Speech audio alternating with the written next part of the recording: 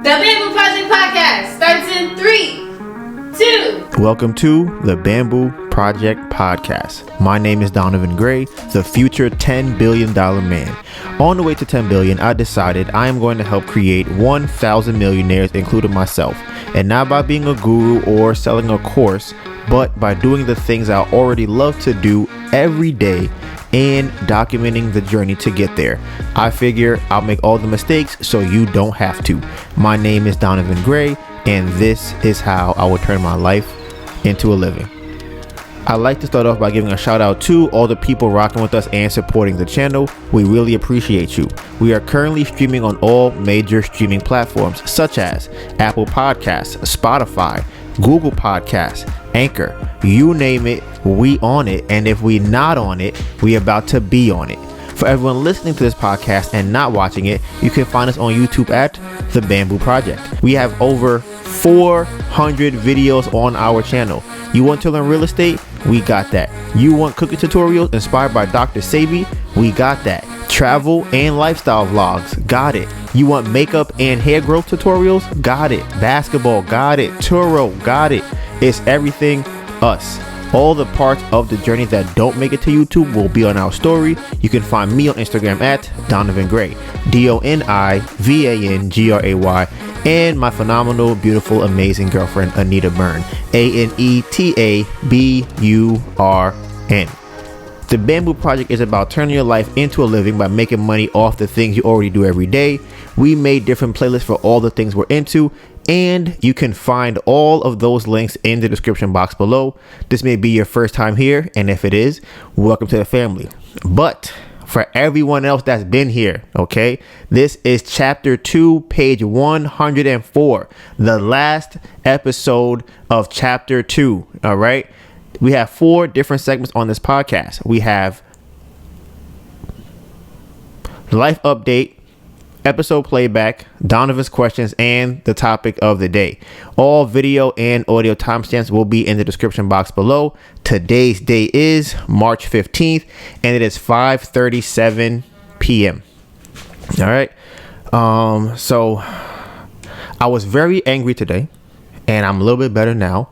Before I get to that, I'm going to start off with screen time. For y'all who are new, screen time is when Melissa and I show what we've been using on our phone for the last week so we can kind of keep on track. The reason we do that is because I always say, if I am not taking advantage of my phone, then my phone is taking advantage of me. And we can't have that if I'm gonna hit $10 billion. I just want to say, this is today, last day.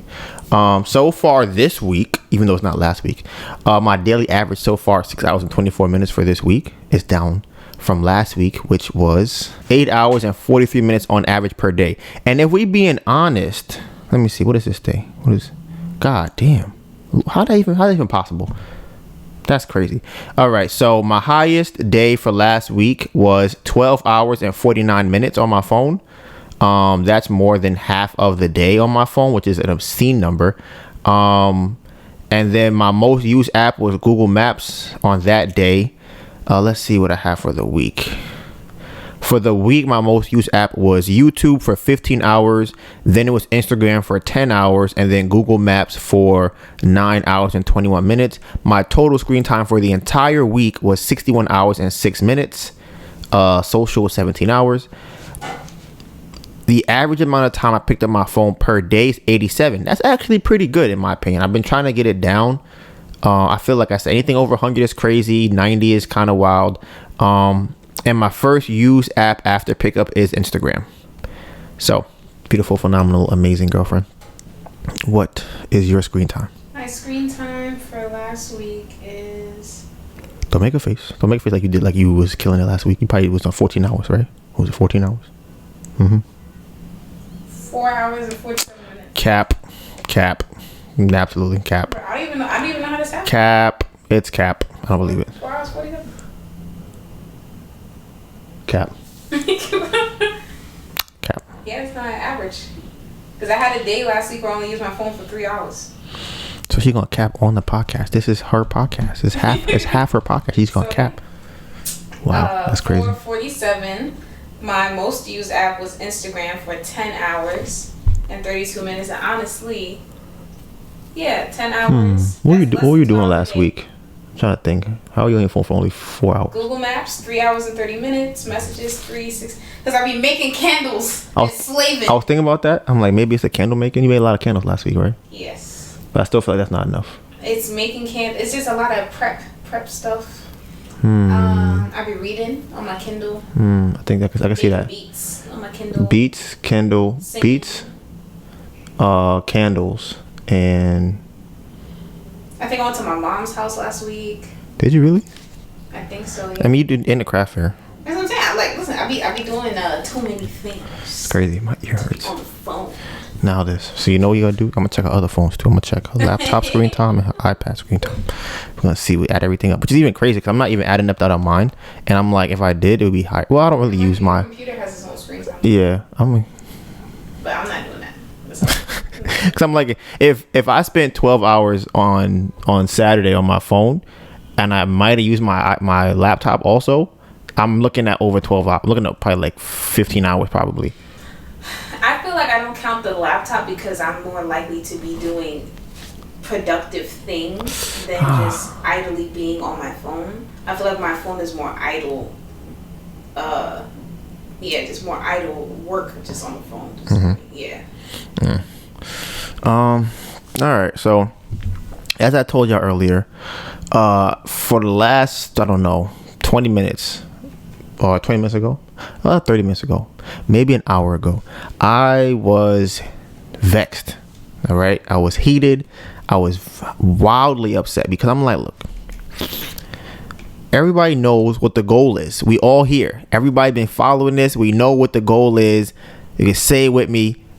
Finish the house. That is literally the only goal that we have, is to finish the house, get it refinanced or sold, whatever, and get out of this and be done and go on to the next step of the bamboo project. That is literally the only thing that the main thing that we are focused on right now is finishing the house, right?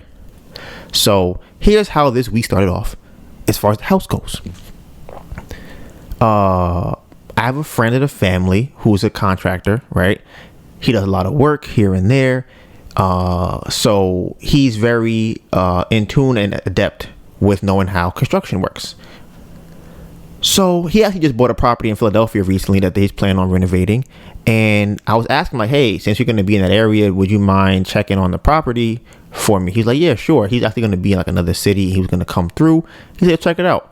So I'm like, this will kind of be the first time I've ever had somebody go to the property with a background in construction that is benefiting me, who's on my side. So like everybody else I've had is either in it for themselves in the sense of they need to get a check for work being done, like an appraiser, an inspector. They're not really on my side, and they're hired by usually the lenders, not me.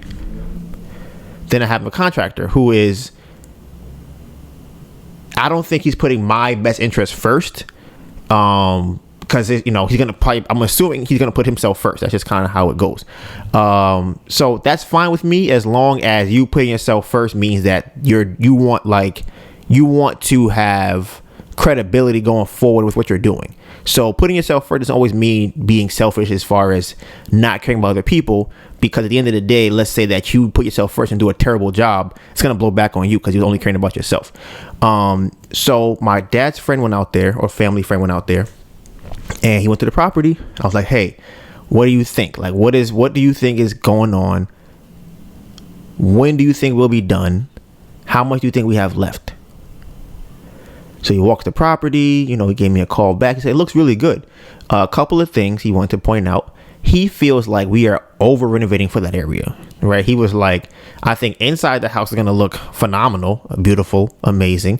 But when I came to the house, I had to park my car on the sidewalk, half my car on the sidewalk, because the streets are so narrow on that block. He was like, I personally would not want my wife to have to work here if he was a traveling nurse.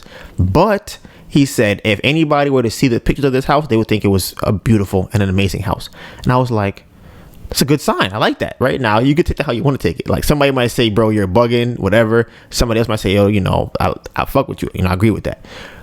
So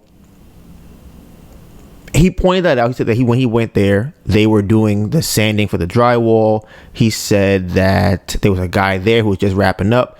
And he did point out to me that the floor on the top floor may not have been leveled properly. So they may have to do that because when it comes to laying the laminate flooring, it's possible that it may not lay down correctly because it won't be straight or even.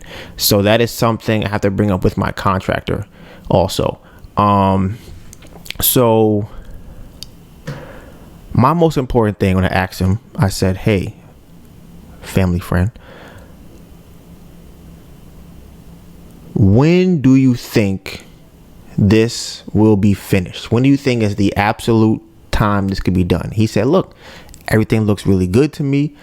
I say y'all have about a month, and I think it could be done in less time than that. I think it could be done in like 3 weeks if y'all keep on the path that y'all going. You know, right now we have left to put in the flooring. We have to put in the finishes as far as the kitchen, the cabinets, the bathroom tiles, the toilets in there, the cabinets in the bathroom, the mirrors, things like that, and the doors upstairs too, and painting and the light fixtures. You know, just like the detailing stuff, the molding for the floor, those kind of things. So he said, yeah, I think I could be done in about 3 weeks. So I'm like, Melissa, we gonna do it. We gonna make it. Like, I'm in the car after this. I'm like, yo, we almost there. Like, yo, we gonna get 90K back after this. Like, we finally made it through. We're there. Like, we figured out everything we've done up to this point to finally get us to 3 weeks left, right? We're doing craft fairs. We're doing Turo. Got the YouTube money coming in, which is very small. It's like $600 a month right now. So it's like, okay, where everything is kind of slowly coming together at one point. So today I get a call from my contractor, right? And I'm like, okay, I missed the call, like 2 hours late. So I call him back and I'm just like, hey, what's going on? He's like, hey, Donovan. I'm like, what's up? He said, yeah. He said, yeah, I got some bad news. I'm like, bad news? Because here's the thing about bad news, right? When you're flipping a house. Bad news when you're flipping a house, I feel like is always going to be super expensive. Like, I don't feel like bad news flipping a house is like, oh yeah, we lost our paintbrush while we were painting, or, you know, somebody threw trash in your yard, which happened to us recently, and he called about that last week. I'll probably talk about that a little bit later. It's not that important, but these are things that you don't really call to say this is bad news for. So if you're working on a property, your contractor calls you, said we got some bad news, that means you're gonna have to pay a lot of money. And I was like, yeah, what bad news do we have? He said, so they were trying to. Wow. You know what's crazy? I guess. Maybe. I don't know. He told me that they were running water in the tub upstairs. Right? And the water would not go down the drain. It was stopping up. They're trying to fill up the tub and it wasn't going down. So he said, you're going to have to replace your curb trap, right? So people who know about real estate or know about construction, y'all may know what that is. For those who don't, I'll give you a very quick plumbing tutorial from what I learned after hearing this terrible news. So how the plumbing or how the curb trap works is, think of like a straw when you have water in one end and your finger on the other, right? Y'all all know if you do that, the water does not come out, right? That's kind of what the job of the curb trap is, right? It's supposed to allow water in so that the water can continue to flow from your house out to the drain. That's the purpose. Not water. It's supposed to let air in to be able to let water flow from pretty much one side of your house out to the wherever you have, like, let's say you have a sewer pipe outside, or you have like what's the other thing called? This is not a septic tank. What's the other thing called outside? This is not a septic tank. Is it a septic tank? I'm not sure what it's called, but pretty much you're gonna have where the waste has to go. The waste can't stay in your house. Some people have it where the waste stays in like a box outside their house. Other people, like when you live in like a city, it goes out to wherever they have all their waste go. But pretty much the trap is supposed to allow that flow to go through. Now, let's say that trap gets clogged, right, or stopped. There's no air flowing through. That means that the water, same thing with a straw, if you put a finger on one end, the water will not flow all the way through. It'll stop. So the more water you try to push into it, it's going to fill up. So that's kind of what he said was happening. So the water wasn't going down the drain. It was stopping. So he told me that he'd have to replace this. Now, to replace this trap, it is outside the house, underneath the cement. So that means they would have to drill or jackhammer or break up the ground, however they do it, to get to this trap, take it out and replace it, and then re-concrete or whatever they do to that area to put it back. And I'm like, bro, we almost done. Like we're gonna be done in 3 weeks. Like, what do you mean we have to replace the trap? I'm like, bro, in my head, I'm like, you can't, you gotta be kidding me. I'm like, we've gotten this far to doing this, and now you're telling me at the last step we have this crazy thing. Now here's why I was really upset, right, about it, because I would think we've been doing this project for almost a year now. If not, I mean, we might have passed almost a year, and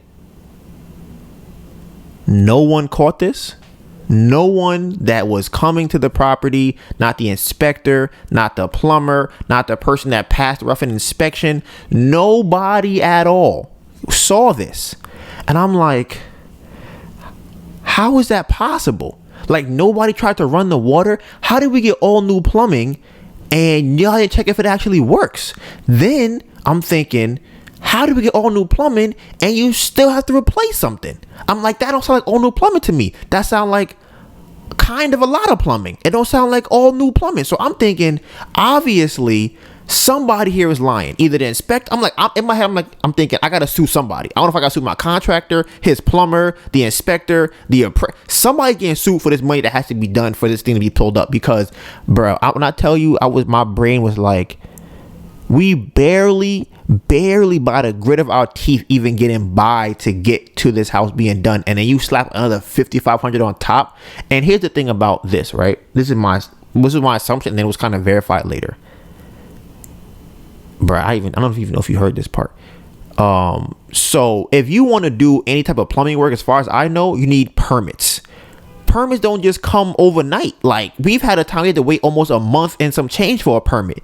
So I'm like, bro, there's absolutely no way that you are going to replace this trap now. It's not going to happen. Like, I don't care. Like, I'm not paying for that. I don't know how you're going to figure it out, but that's not getting done. So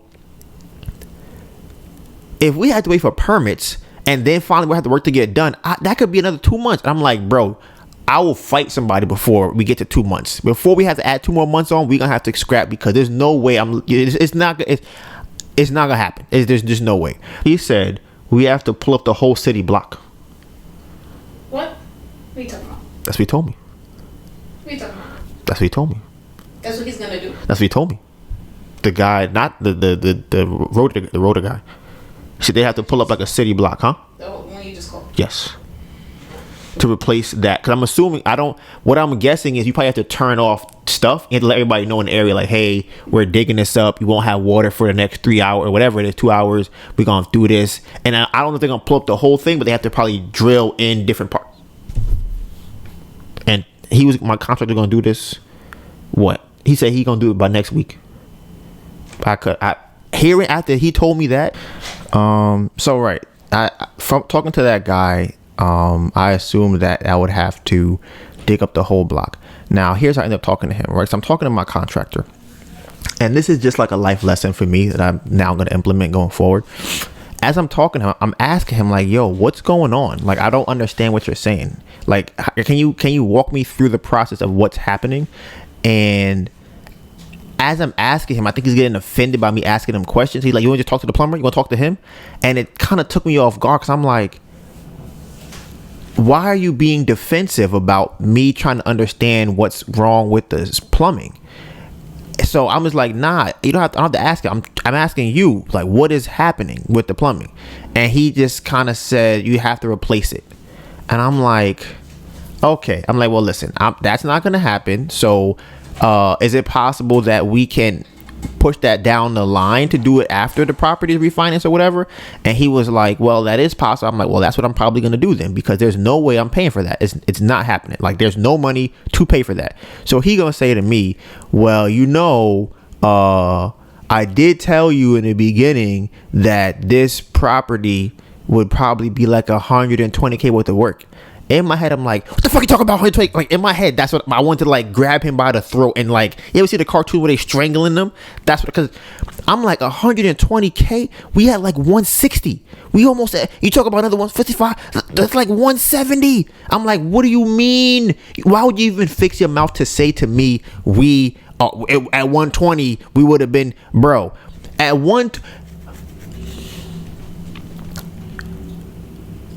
At 120, we still need another 40K. Why would you even say that to me? And it's the problem I have, right? Because this is similar to what you guys be doing. Responsibility and accountability. People need to take accountability. It needs to happen, okay? Because here's my issue, bro. First of all, because this is, bro. I'm so my head.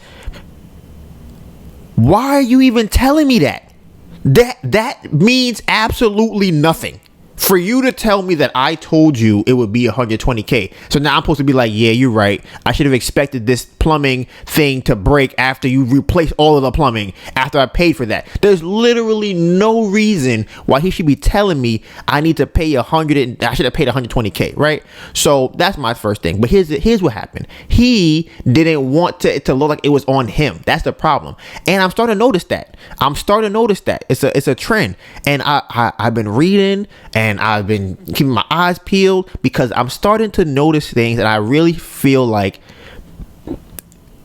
when I see a person's character, you got to take him for that. Because there was a time, right, when we was at the property, and he said something happened with the windows, right? They had like some weird layout or some shit, and I was just like, yo, why does that look like that? Like, that's kind of strange, right? He was like, yeah, I don't know what these idiots are doing. I don't know why they would do that, right? Now I'm like, that's a red flag, because that's your team. Why would you talk about your team like that to me? Because they're closer to you than I am. So I can only imagine what you say about me to other people. I can only imagine. It's probably worse. So that was the first thing. I'm like, that's kind of strange. But I'm like, you know what? Who knows? I'm going to give him the benefit of the doubt. This come up. He going to say, well, I told you should have gave me. Oh my God, oh man. So the thing I was talking about a little while ago was when he has said that I want to talk to his plumber, right? Once he said that to me, I should have just said yes, because what you're telling me without saying is that I don't know what to say to you. I don't know how to explain this. I don't know what's going on, but he does. So I'm gonna let him talk to you.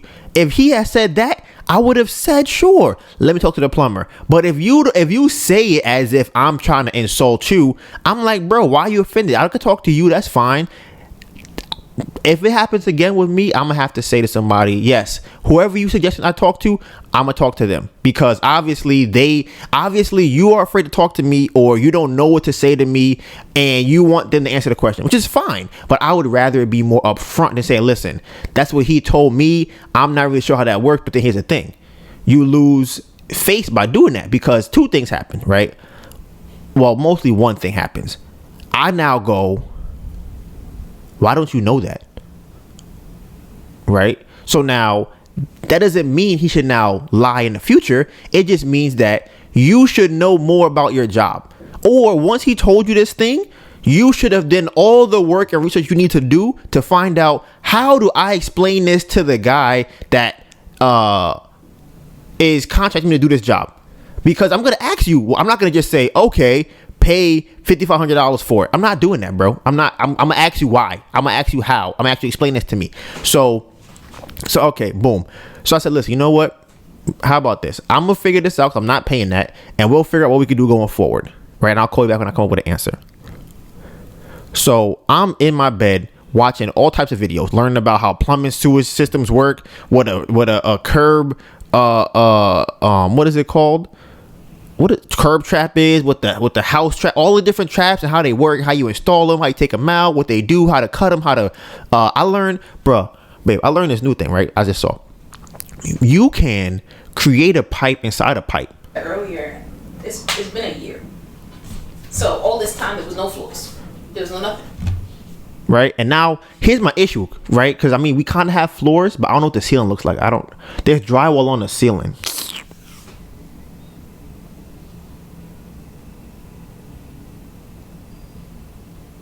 I guess it's cheap at $5,500.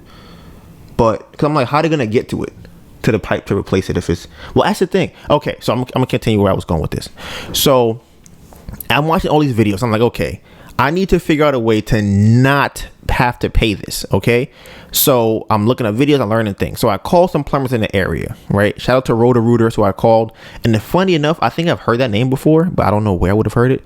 I call them, bro. They have somebody come out to the property in like the next hour. Like, guys already there. I'm like, this shit is crazy. And they said, this shit is crazy as hell. Like, this shit's crazy. So they were like, yeah, we got somebody out there today within the next 4 hours. I'm like, today? They said, yes, today. I'm like, okay. Somebody called me within an hour. They already went to the property by the time they called me, right? I'm like, this is crazy. So now I'm talking to him. So here's now where I become calmer, better, but I still have a slight of rage because of what I'm learning. So he comes out, he says, yeah, man, I checked your trap, the curb trap that's outside, because it exposes out to the street. He didn't go inside the house, which I wasn't really a fan of, but he said, yeah, all I saw is a lot of debris in there. It seems fine. Kind of explain to me what's going on, because I think the problem that you have is not going to be fixed by what my department does. I said, okay. I said, hey, my contractor put water in the tub, and he said that the water didn't go down the drain, right? And he said I have to replace my trap, and he was like, that sounds ridiculous. And I'm like, what? He was like, it's literally almost impossible for that to be what has to be done for what you're talking about. I said, okay, well, this is what he told me, so can you explain why that's the case? Here's what he told me. Remember what I told you guys earlier about the straw situation and the water in the straw and your finger on top of the straw? He said to me, where is your tub where the clog is at? I said, on the second floor. He said, okay. Do you have any other open valves or any other open pipes anywhere in the house? I said, on the first floor, there's a toilet that's there. If there is an opening anywhere else in the house, that I'm gonna break it down in this situation. Think of the straw, right? An opening would mean that there's a hole anywhere else in this straw. So if you have a straw with your finger on the top and you have water in the straw, if you poke a hole anywhere else inside of that straw, the water will leak out because you're now letting air into that hole. The pressure that was originally there from your finger is gone. Okay. So he's saying that if there is a hole anywhere else that lets air into that pipe, then the tub on the second floor should not clog. Okay. So it shouldn't be stopped up. So if it is stopped up, it has nothing to do with the trap that's outside on the street. It's something that is clogging the tub itself closer to where the tub is. And he's like, that's called a tree branch or a tree bracket or something to that effect. He was like, it's almost impossible for that to be the issue, because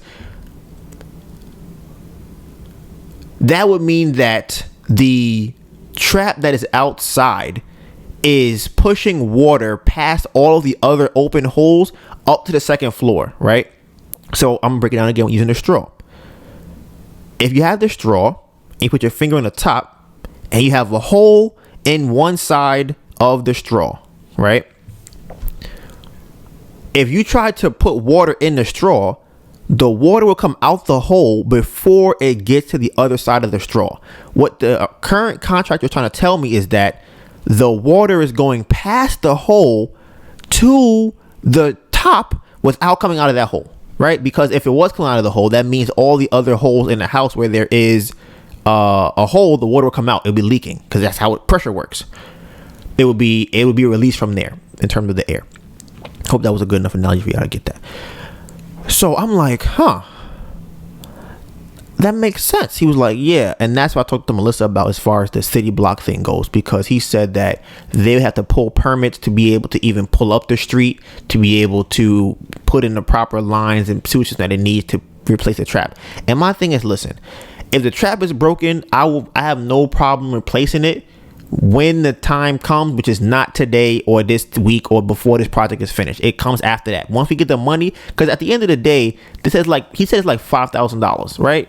I'm like, okay, if we're gonna get $90K from this house being fixed, then I don't have, or $40K, whatever we get, if we refinance it, I could take $5K and get this thing done. That's not a problem. But if you want me to take up $5K now to do that, and then the house doesn't get fixed, that $5K was not worth it for me to be able to for me to get that fixed.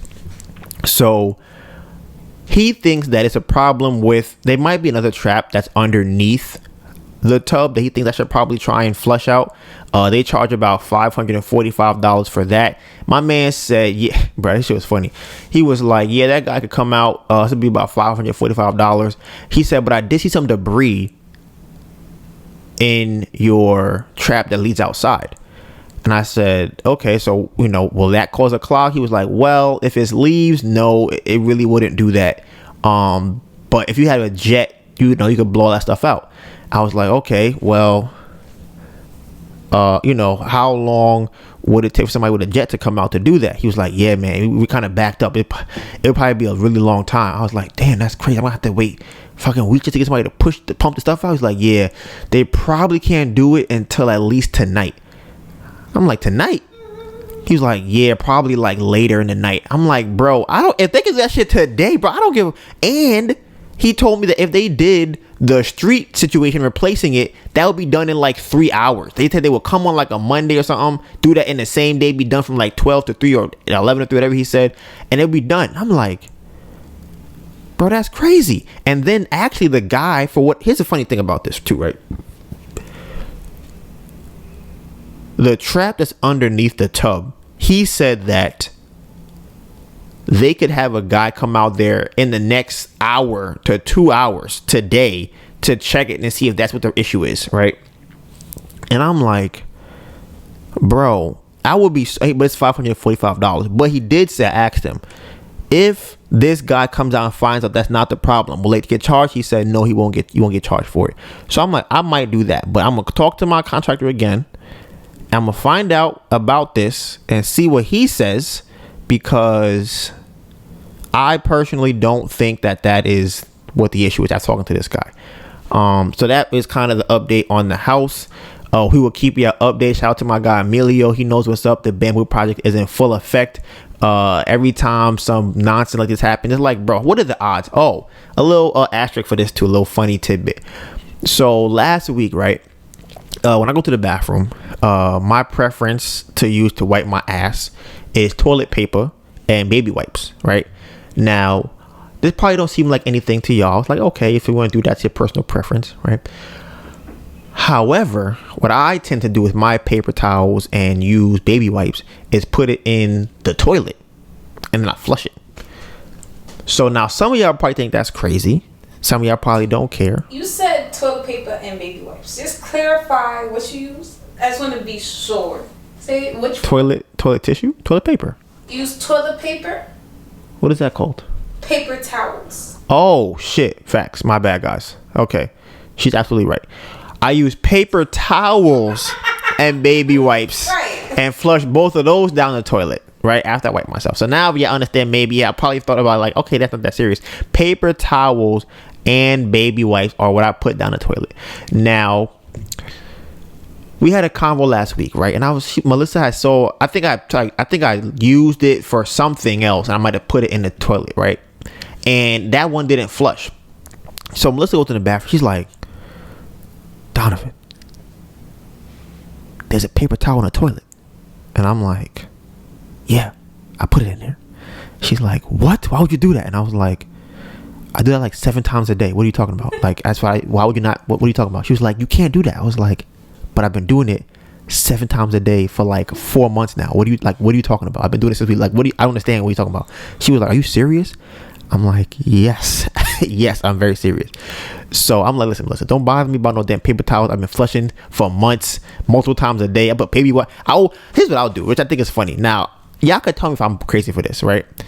I will flush things down the toilet with the intention of, with the understanding it's gonna get clogged, and then use my plunger to unclog it. Now, that's just how that's my basis level. Like, okay, I'm probably gonna clog the toilet, plunge it after I'm done, leave the bathroom. That's my go-to steps. No, because sometimes, even let's say that you get the clog through or whatever, or you get it flushed, sometimes it clogs after. Never happened to me. Right, because you're not the one using it after. Never happened to me. Now you're gonna cap, because now you're gonna say, because when you clog it, now you're gonna say, because when you clog it, that's why that. Oh my goodness. If I use only toilet paper and the toilet clog, that's crazy. No, Melissa. No, it's not, because we know how much toilet paper that you use in the toilet. You done wrap yourself into a mummy and then throw it in the trash. And what? It's made for the toilet. Not that much, Melissa. Not that much. You flushing paper towels down the toilet. There's no way you telling me how much toilet paper I can put down the toilet. Yes, I can. What do you mean? You think you can just flush any amount down the toilet? So if I took the whole roll and threw it down, you think it would just go down the drain? That's what you think? No, Melissa, that's not how that works. That's not what I'm doing. It is absolute. I've seen you.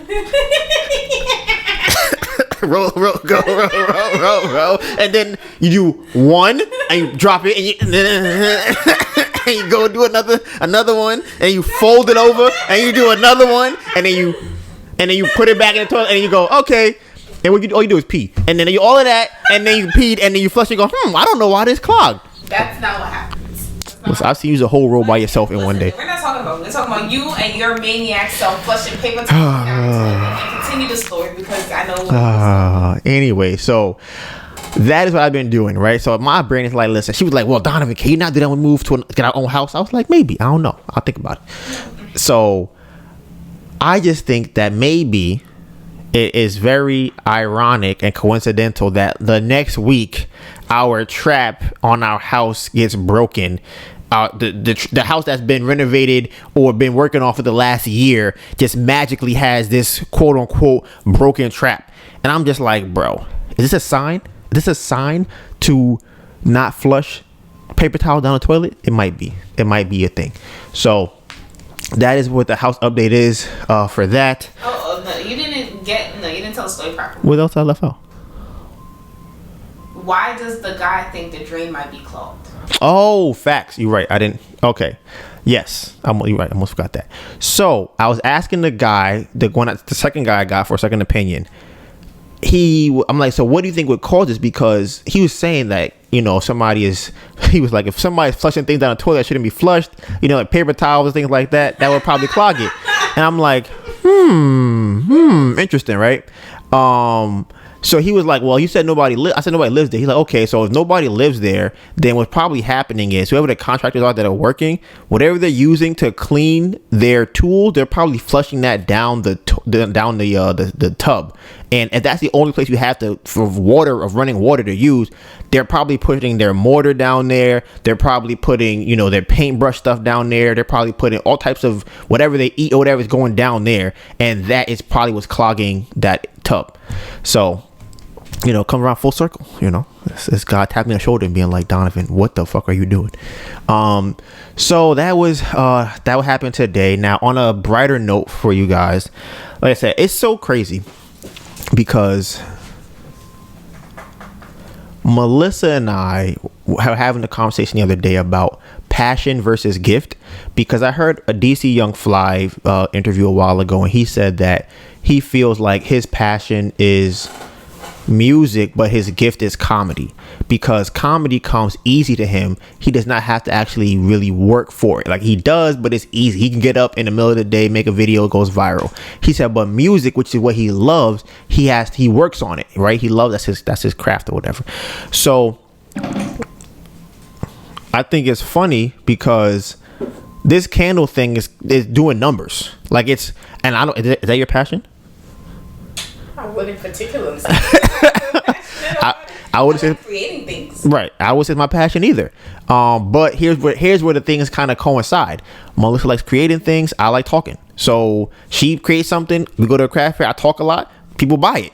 And it's like, it's a great combination. But I wasn't, as a 12-year-old, like, yo, one day I would love to sell candles. Like, oh, my heart is, no, it's not. I never thought about that. But we did a craft fair last weekend and we made $700 in a day. And we like, bro, this shit crazy. Like, her brother, we had 2 days. Her brothers were there the first day. It was her younger brother who was 15, her older brother who is 18. It was his second time and the younger one's first time. They were there in the rain and it was like snowing. You said what? A nor'easter. What is that? A nor? Nor'easter. I feel like that's not how that's said. Nor, like Nore? Nor apostrophe. Oh, okay. Like Noriega. Like what? Like a northeast storm? Noriega, you don't know the rapper Nori? No, you don't know Nori. Wow. Oh, this is me. This is a me thing. Wow. Nori. I mean, sure, it's whatever. But so yeah, it's a northeastern storm. So they sold like 4 candles that day. And like I said, we sold the next day, we made $700. So we're like, listen, if we were to sell the candles, and I'm gonna get into that day too. If we were to sell the candles every single weekend, both of us, because the first day we both did it, we made $800. Then the second day I was there, it was $700. That's $1,500. And the other days that we weren't there, it made like $1,000 in 2 days. So now it's like, this candle thing is really like fake taking off. And we were talking about this today too. Imagine if we had started selling candles last year. I in my heart believe we would have already hit 6 figures easily, because if we're doing $800 in a day, $700 in a day, $500 in a day, and we still kind of like, how do we do this? Like, we're like walking in like, damn, how do we sell? What should we say? How do we do it? And they're like, yeah, end of the day, $800. I'm like, damn. If we had a system from start to finish, I think we would be doing $1,000 a day, and that's only on the weekends. So that's not including during the week. That's also not including other stores. And if we had time from last year up to now, we would be in multiple stores, already having people order regularly, and we had the online sale. So people are now starting to come and order from online who have ordered from the craft fairs. So if let me do some quick numbers for y'all. I'm just gonna try and see what I could do here. Bad weather, cold outside. Bruh, facts. In the summer. In the rain was the first weekend we did a craft. Well, we didn't do it. My mom and honestly, we made more money that day when it rained than the first day when it wasn't raining. Yeah. So during that weekend, the first weekend that we did the craft fair was done. The day it rained, they made $600, $600, something like that, right? Now, it's crazy because it was raining. People were still coming in and they still made $600. The weather is getting better. Melissa and I did a craft fair at the Grand Bazaar. We made this number sounds crazy to me. We made this is why I get skewed when it comes to like numbers now. Cause I'm like, yeah, we made $800 in a day. That's like 2-week paycheck for somebody. So we made $800 in a day, and it was cold outside. Like it was like really cold outside, and we over 30. Right, and it was windy, and we're in New York, so the wind chill crazy, wind whipping through the streets, and it's like we still made $800. So imagine on a nice day, bro. There was a guy we talked to, and I think he was like, "Yeah, man, I try to come out here just make like $200, cover my thing for the whatever, $300." I'm just like, nah, bro, that's crazy. So. Oh, right, the number. So let's see what we got here. If we doing, let's say we worked just do weekends. We just don't do weekends. All right. $600 a weekend. We're going to just do that. 600 times 2. No. Yes. 600. No. Let me see. Okay.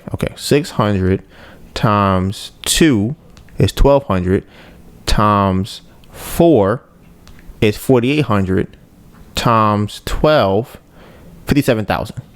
Right? So if Melissa and I only work weekends and only did an average amount, because every time we work, we did over $600. And we only did that, we would make $57,000 a year only working on the weekends, right? That's not including no online sales. That's not including putting in a store.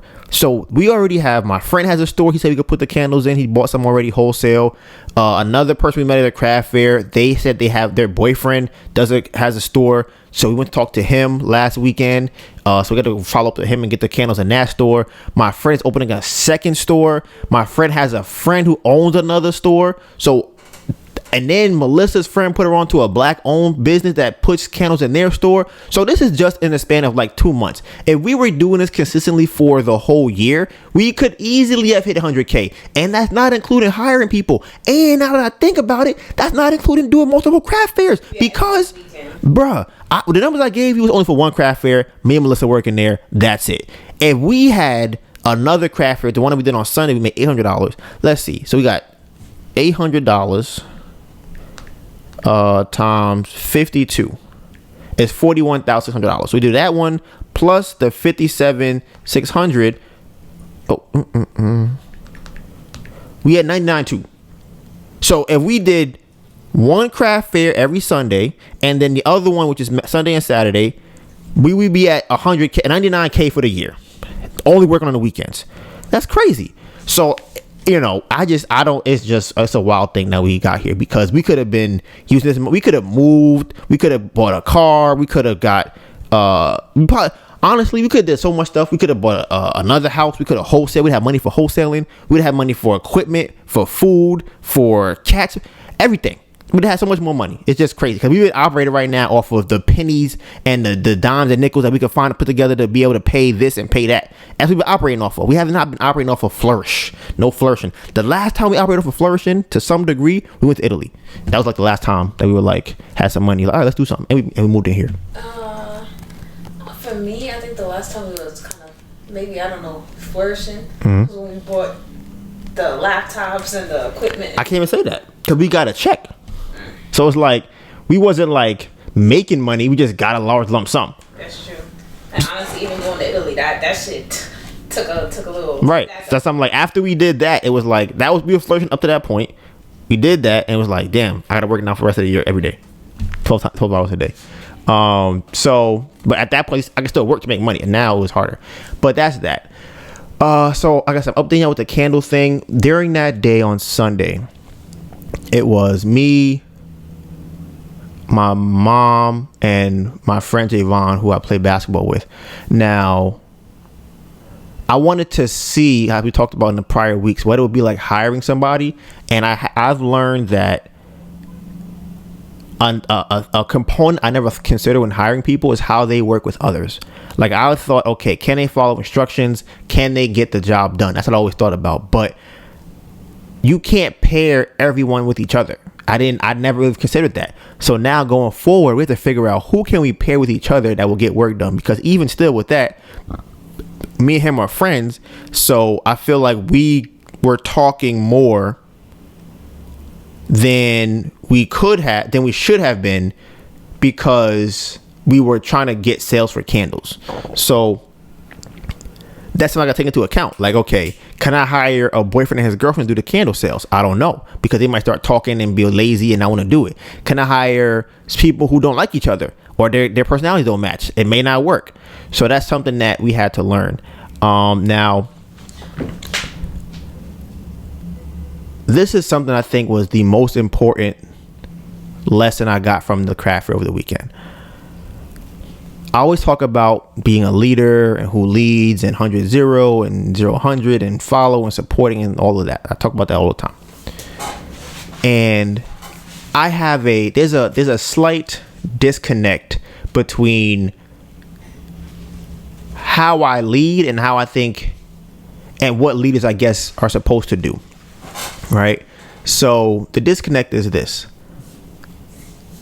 In my head, I'm like, okay, A, B, C, D, and E needs to get done. I need you to do A, I need you to do B, I need you to do C, D, and E. Right? That's how in my head I look at it. When I do that, it rarely ever pans out well. For whatever reason, people go, I didn't know you want me to do that. You asked me to do that? I had no idea. They do it wrong. They say, you never told me that. And I'm like, what are you talking about? I don't understand how this happened. I literally I pointed it to you. I showed it to you. Do this thing. Doesn't work. So I'm like, okay, I know what needs to be done. So that day during the craft fair, right? When I left, I was kind of standing there and somebody walked by the craft fair, the booth. And I'm like, why didn't they ask them, do they want to smell a candle? I said this 5 times. When anybody walks by, and it was even busy yet. It was only one person to practice. Do you want to smell a candle? That's all you gotta do. And then, honestly, that's a win for me. If that's all you do, that's a win in my eyes. Just ask them, do you want to smell a candle? Once they say yes, you can go from there. Okay, the candle will sell himself at that point. So they let somebody walk by, and I'm like, why did I even say anything that I said? Why did I even talk and explain all of this and the sales, the pitch, the everything for what if nobody's gonna do it? So I go, okay. I've been thinking about this recently. I'm like, a leader has to lead by showing by example, right? So I go, okay. So I go over to the craft fair table, right? Some lady walks by, I say, hey, do you want to smell a candle? She goes, oh, sure. Mind you, they didn't ask her. So then she walks by, smells a candle, right? She's like, oh, this is good. I go through my whole pitch. I'm like, hey, we have 4 different scents. We got Do Not Disturb. We got Wind Down. We got People Watching. We got Room Service. And I say, hey, which one's your favorite scent? You start smelling them. I go, hey, what kind of candle do you have at home? And go through the whole thing, right? First person, lady buys a large candle, right? So now I'm like, can I just leave after that? I can't just leave after that. So now I'm standing there selling candles for like an hour and a half, like 2 hours, right? In that time period, I think I probably sold or made like maybe like $220 in an hour to hour and a half selling candles. And once I started doing that, I could tell that my kind of picked up on my pitch and what was working and what people were responding to and resonating with. And I feel like we got into an amazing flow. Like during that process, I'm like, okay, Javon, he's taller, he's bigger. He has a commanding voice. They can come over him when they hear him. And then once he brings them over, then I will do my pitch. My mom does the administrative stuff. She can either get the sale done. She can wrap the bag. She's, keeping their attention here. So we're all at that point. It felt like a synergy of us all working together. And I'm like, this is great, but I can't be here to do this. Like, this is not, I can't be here to do this. So, but what it taught me was that you have to lead by example. My problem with that is, if I'm leading by example, why are you here? If I have to do the thing that I'm asking you to do, then my brain says I shouldn't be asking you to do this. I need to be able to say, hey, do this thing, and I can go and do A, B, C, and D. Because if I'm here selling candles, right, I can't go to a different craft fair to sell other candles. I can't, I had to pick up my sister that day from the airport. I can't do that. I had a phone call with Rondell, shout out to her, in North Carolina. I had a phone call with her about Turo. I can't be here selling candles. I have to do these other things with you. I have to do other things over here. So now it's kind of like I see on my wall. It's a dichotomy to be managed. How do I lead and build the morale of the team while also not being there? Because like I said, if I'm there to sell every day, I can't do other stuff. So you have anything that you feel about that? Because I'm like, that's kind of what my brain is split right now with that. Like what I think would work. That's why I think it comes down to, it's kind of interesting.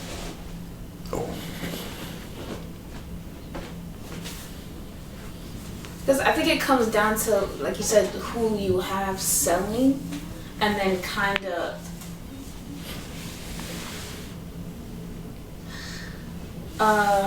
I don't know how to explain it because it's hard for me to say like. That's kind of why I want to pay somebody, because that way you would kind of have more of a stake in it on whether or not it sells. I paid Javon. I paid him afterwards. Oh, I didn't know that. I was thinking about paying Jimmy and Justin, but what you gonna call it? It's kind of like, how to explain it?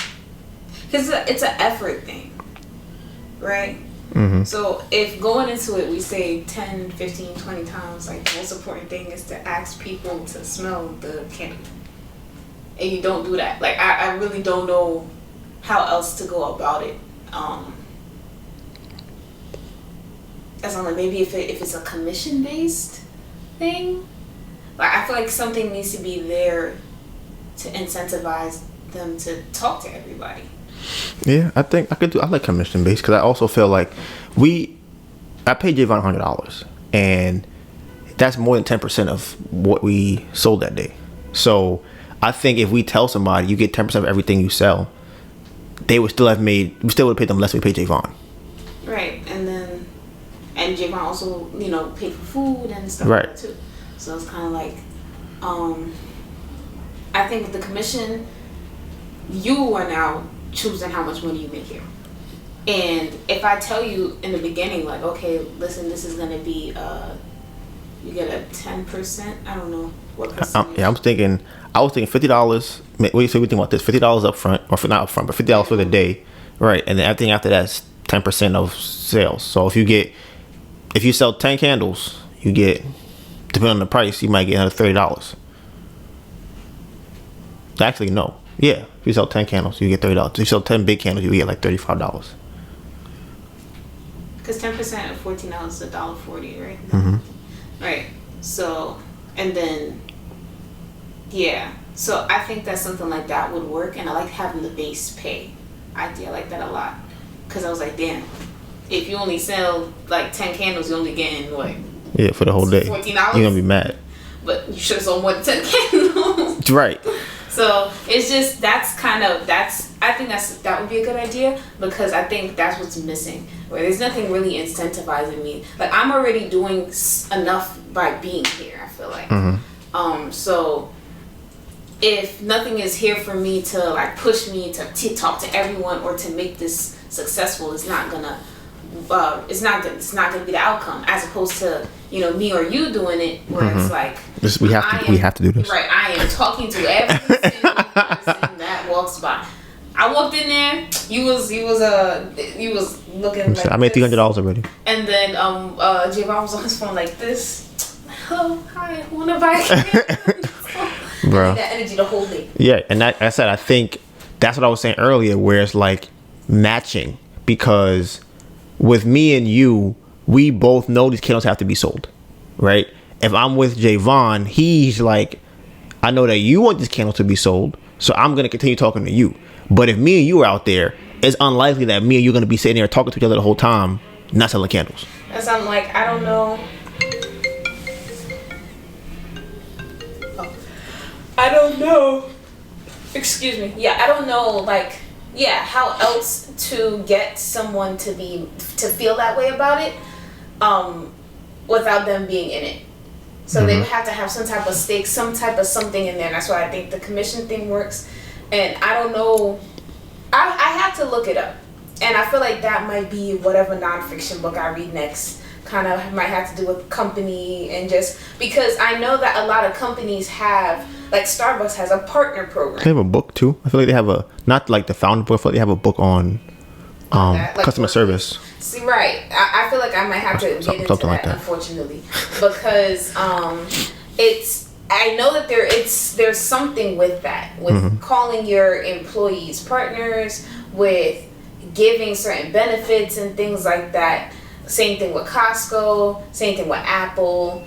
People want to work at those places because of what they provide. So I'm kind of like, at this point, with us being this small, we can't provide all those things. However, maybe there might be like like a percentage stake in the business or something like that can be offered to, or a stock or something, so that you have something that pushes you to make this company do it. And I think another thing too I would add, I mean, it could help. I don't know. I think it would. I think it would help me. I don't know if it help everybody, help everyone, but if we told them how much, or we showed how much candles we've sold each day before, like if we go, okay, normally we sell 30 small candles and 5 big candles every single time we come out here. So at least they have some type of point of what can be done, as opposed to I'm just out here, whatever. If I sell 10, is that a lot? Is that a little bit? Did I do well today? I don't even know. Right.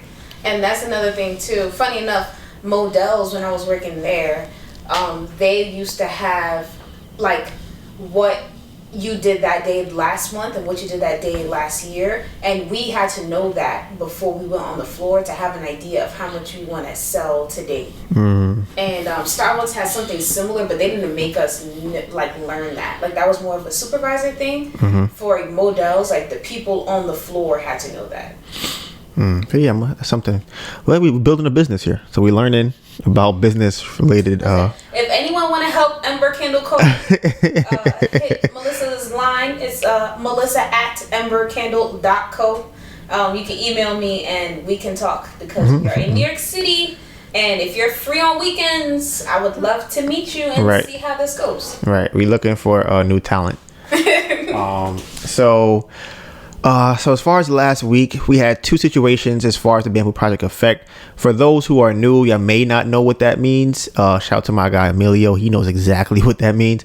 The Bamboo Project effect is what we call the crazy, ridiculous, most coincidental things that happen to us. That's what we call it, because we just be like, bro, what you mean the house trap don't work no more? It just stopped working out of nowhere? Like, what do you mean by that, bro? We about to be done with the house.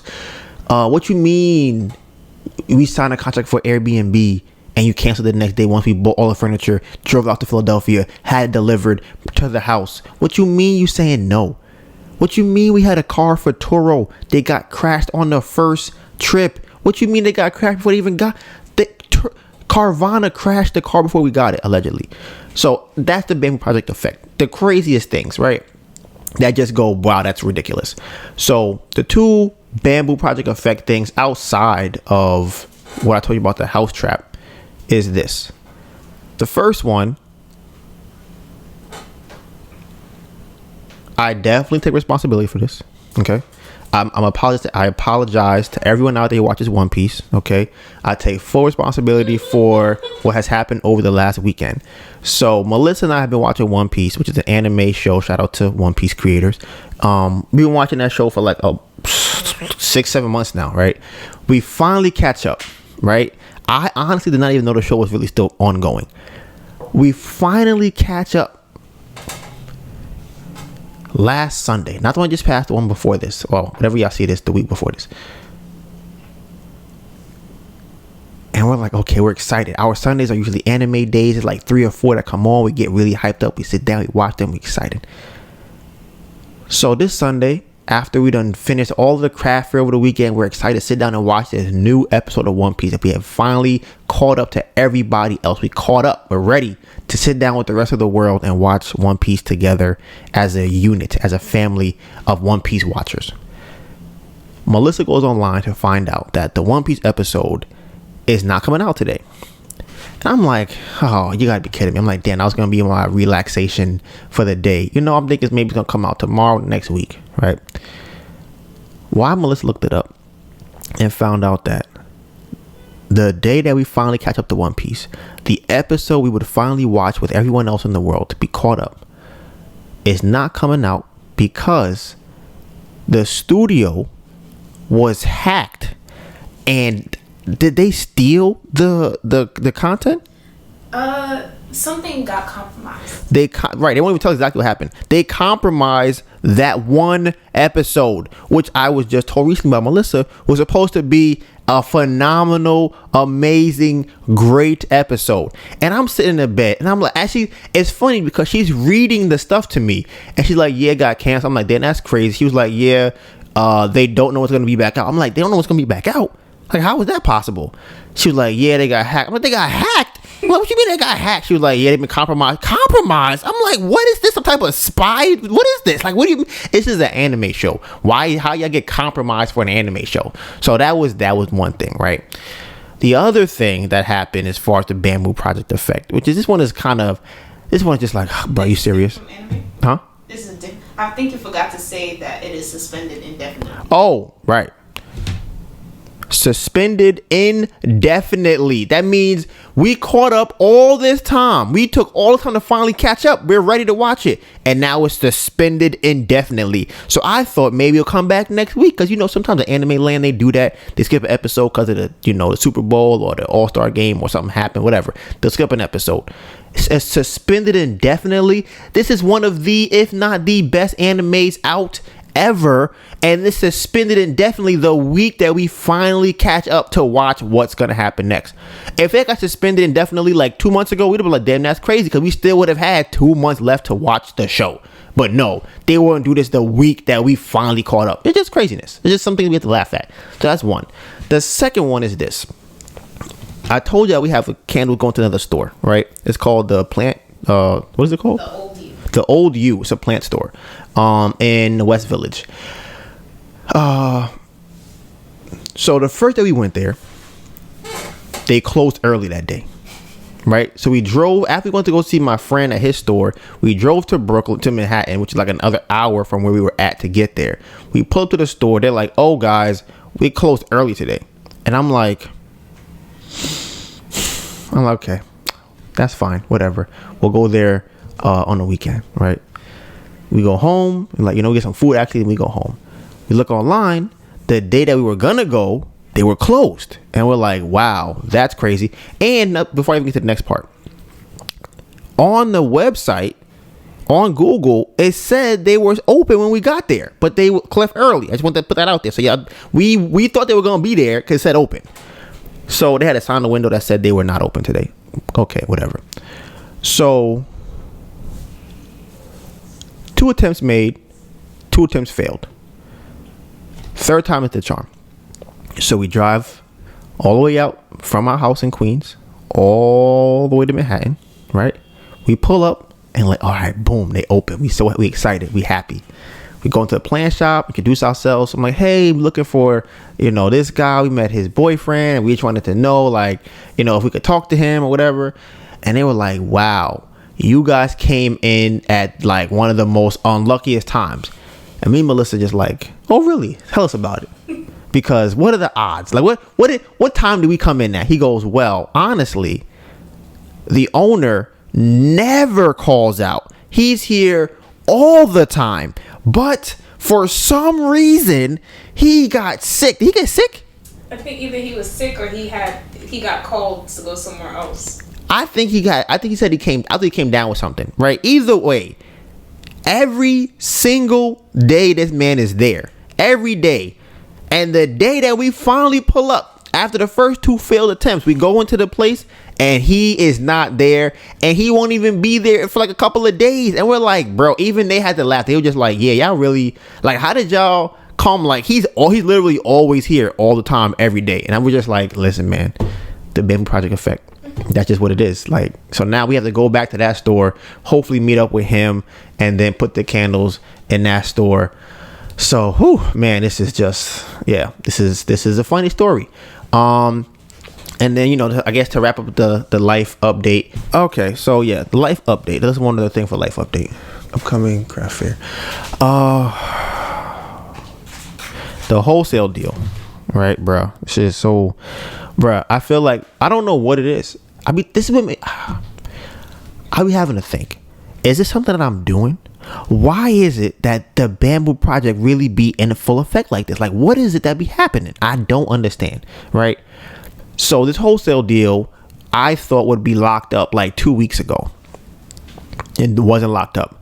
And in all honesty, it's Tuesday, and I have not heard from my lawyer since last week. And here's what I think happened, right? I said to this man, I said, hey, bro, is it possible that I can get you to that I can have the contract for myself that I can use over and over again? And he seemed kind of surprised, wait, what? You want to be able to use this again and again? I'm like, yes. He was like, well, well, how am I going to get paid from that? And I'm like, what? I'm like, what are you talking about? He's like, well, how am I going to get paid if you use the contract over and over again? I'm like, bro, I don't know. I don't know. I'm paying you for the contract. What you mean? How you going to get paid again? I don't know. He's like, well, if I'm going to give you the contract, this is technically like my intellectual property. And if I give it to you, I should be paid for the contract that I made to give to you. And I'm like, bro, this is insane. Now I think about what's even funnier. You know what's crazy about this? He wants to get paid for the contract that he's not even writing up from scratch. Because he's using the same one that they use and just added 2 terms to it. Honestly, you should just take what you have and just send it back. Bruh, I really, because that's how we thinking, right? Because I'm like, when people start doing stuff like that, what should I do back? Should I be like, you know what? All right, now I'm gonna be petty. Should I be petty? So I'm waiting to hear back from him. I haven't heard anything about the contract. I want to add some more terms in there. Honestly, I haven't talked to Terrence in like 2 weeks, so I don't even know what the situation is with him. I might call him. He might go, you know what, sir, I don't want to sell the house no more. I have no idea what might happen. I talked to somebody from Pace Morby's Subject 2 group. He feels like it's a Facebook group for real estate and wholesaling. He feels like this deal is going to be very, very tight. He said he thinks it would be good for me to keep it myself. But I think he was saying that, I think he was using a selling tactic to get me to go and give him the deal. That's what I'm pretty sure he was trying to do. That's the vibe I was getting from him. So I think on this podcast, I talked about it before, going with my vibes. But I feel like I'm so sensitive to vibes that I pick up so much negative energy. I'm like, I would talk to nobody. I would literally talk to no one, because I'll be like, that's strange, that's weird, that's strange, that's weird, that's strange. But maybe that's to become a billionaire. Maybe you have to be able to pick out all the people who work with only the people you know are gonna work with you. They're not actually trying to help you. So I'm gonna keep it updated on what happens with that. Hopefully the contract gets signed this week. Hopefully the property is on the contract. Hopefully I get to sell it. I don't know what's happening. What's happening with her dad?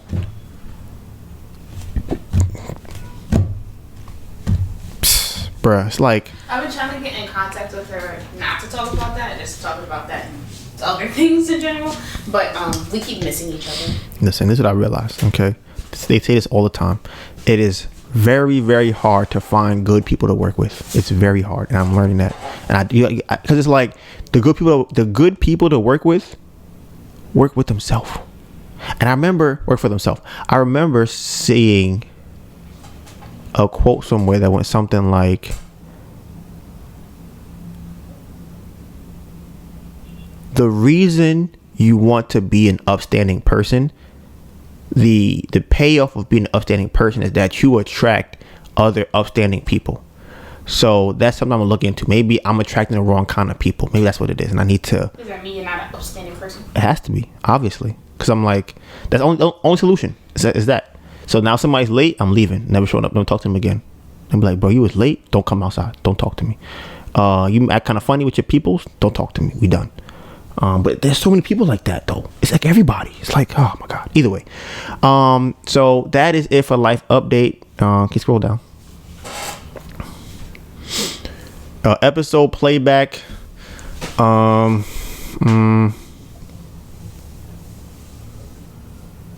yeah. So at this point, we are currently not in any stores. Last week I did say we would be on like 4 stores. We're going to try and bring the candles to my man's in Brooklyn tomorrow. And then we are going to try and meet up with the old you with their plans. And hopefully my man's could put me on with the guy or girl that he knows that has another store.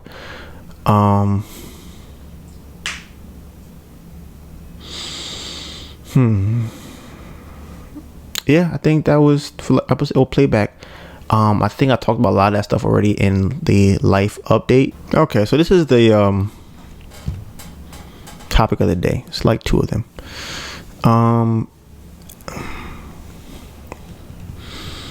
I'm almost finished with my book, The Human Laws of Nature by Robert Greene. I have about 60 pages left in it, or 70 pages. And I realized something. I feel like people kind of look at time as like something that's running out. And I think if I can find a way to use it to my benefit, I can become more successful. And how I mean that is, it's similar to like saving money. It's not a complicated thing I'm about to say. It's not like super philosophical or anything like that. But every day is going to go by regardless, right? That's how I look at it. No matter what I do, the day is going to go by. If I can use the time to my advantage by putting or doing things during that time period, that means that I can compound whatever I'm trying to do. So if I know that every day is going to go by, and every day I wake up and I do one push-up, every day I wake up and I clean like one part of the house, what I've been doing or trying to do is every day I wake up and read X amount of pages, no matter what. So whether I want to read it or not, I'm going to read 40 pages every day, right? I consider that as using time to my advantage, because I know for a fact if I read 40 pages every day for 10 days, no matter what else happens, I'm going to have read 400 pages in 10 days. And 10 days is coming regardless of what I do. Like, I can't stop the 10 days from happening. So if I try and use those days to do small things, they're going to compound to become bigger things. So I never really thought about it like that, because, or until I started reading this book, because I'm like, I should have finished this book in February. And I'm like, I need to read this book, finish it this month. So I'm like, how can I finish this book in 2 weeks that I have not finished in a month? And I'm like, okay, read however many pages you have left, divide that by the days left in the month, and read that amount of pages every single day. And if you do that, you will undoubtedly finish the book on that day, no matter what you do. And I was like, okay. And it's just a crazy thing, because it's very simple and everybody thinks about it. It's not, like I said, it's not some super philosophical, but when I changed the perspective of how I looked at it, it was like, okay, I can use even the boring days as a benefit to me, because imagine you don't read for 3 days. Now, instead of being able to finish the book on the 14th, now it's the 17th. And it's like, you can't get that time back. You can't go back and try and read on that day. So try and read it today, because in a week from now, you'll be like, damn, thank me, Donovan, from 2 weeks ago for reading that book. So that was one thing I kind of thought about this week. And then the other thing is about being a psycho. The last thing is being a psycho.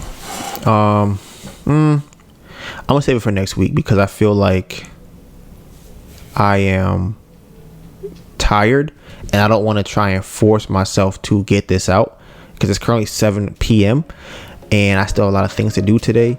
So I do want to sound off by saying that this is the last episode of chapter 2, or the last page of chapter 2. We going out on a doozy. Like I said, they throwing their haymakers. That trap thing almost caught me slipping. I'm gonna have to call him right now to figure that out too. So like I said, I got so much more things to do today. But as y'all know, we'll be back here next Tuesday. You can find all the behind the scenes content on our social medias. Mine is DonivanGray, DonivanGray, and my phenomenal, beautiful, amazing girlfriend, AnetaBurn, AnetaBurn. You know what it is. Hashtag Bamboo Project 2022 is going to be a movie. And with that being said, Bamboo Project out.